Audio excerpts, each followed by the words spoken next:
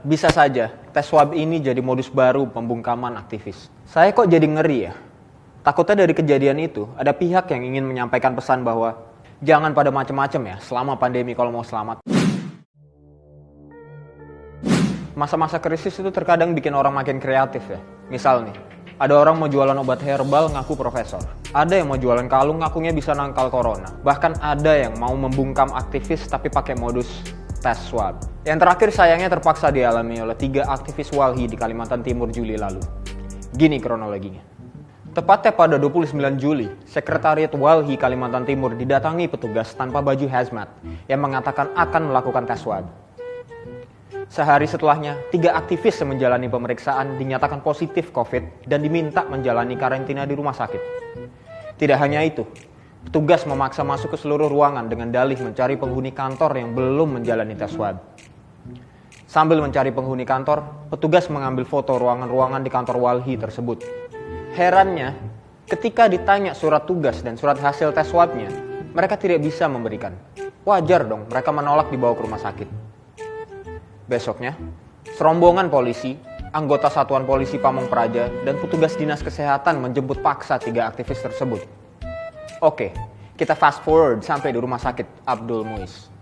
3 aktivis ini malah ditelantarkan, karena tidak ada kepastian mereka pun pulang. Direktur Rumah Sakit Abdul Muiz, Dr. Syarifah Rahimah, mengaku tidak mengetahui hasil tes ketiga orang ini. Dinas Kesehatan Kota Samarinda juga menolak memberikan penjelasan. Saya sih tidak mau menduga-duga ya. Tapi berdasarkan keterangan ketiga aktivis itu, petugas yang datang untuk mengambil gambar itu berpakaian sipil, berbadan tegap, dan berambut cepak. Siapa ya kira-kira ya?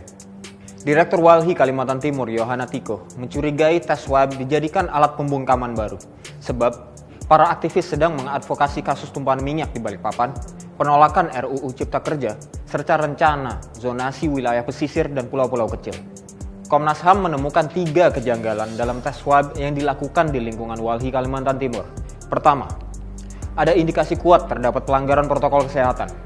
Kedua, terdapat indikasi pemaksaan dalam pelaksanaan tes tersebut. Ketiga, terdapat indikasi bahwa tes swab maupun penyemprotan desinfektan di kantor Walhi tidak dilakukan untuk tujuan kesehatan. Undang-undang Kesehatan menjamin hak-hak pasien, termasuk untuk mendapatkan informasi tentang data kesehatan diri dari tenaga kesehatan.